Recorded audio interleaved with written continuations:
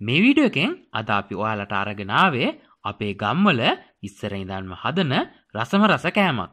ඒ තමයි මුකුළු.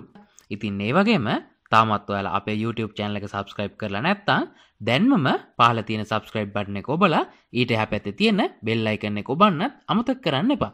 මේ කෑම එක හදන්න අවශ්‍ය දේවල් මෙතන තියෙනවා. මේවා පහළ description එකේ දාලා තියෙනවා. ඔයාලට එතනින් බලා ගන්නත් පුළුවන්. මුලින්ම ගාගත් පොල් ග්‍රෑම් 250 මේ විදිහේ වාජනයකට දාගන්න.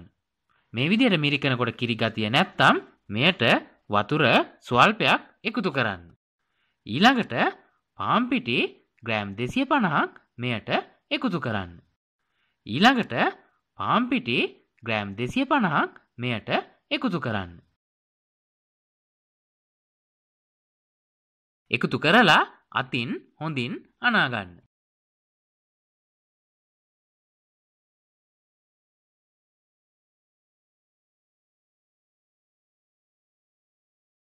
මේ විදිහට මිශ්‍රණය අනාගත්තට පස්සේ එයට සීනි ග්‍රෑම් 150ක් එකතු කරන්න.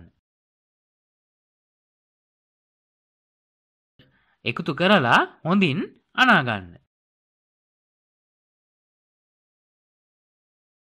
මෙයට සීනි එකතු කරලා අනාගත්තට පස්සේ අපේ මුකුළු ටික ඉක්මනින් හදා ගන්න ඕනේ. මොකද එහෙම නැත්තම් සීනි දිය වෙන්න පුළුවන්. දැන් මේ මිශ්‍රණයෙන් ටිකක් අරගෙන මේ පේන විදියට මුකුළු හදන්න.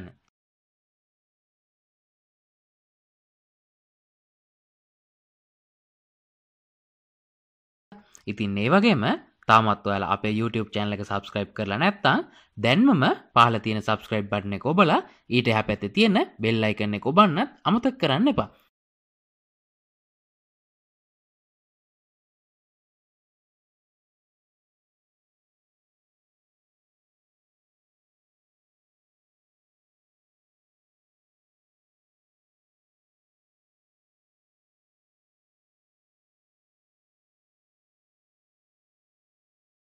මේ විදිහට ඔක්කොම හදාගත්තට පස්සේ තෙල් භාජනයක් ලිපේ තියලා තෙල් ටික රත් වුණාට පස්සේ අපි හදාගත්ත මුකුළු රන්වන් පැහැවෙන තුරු හොඳින් බැද ගන්න.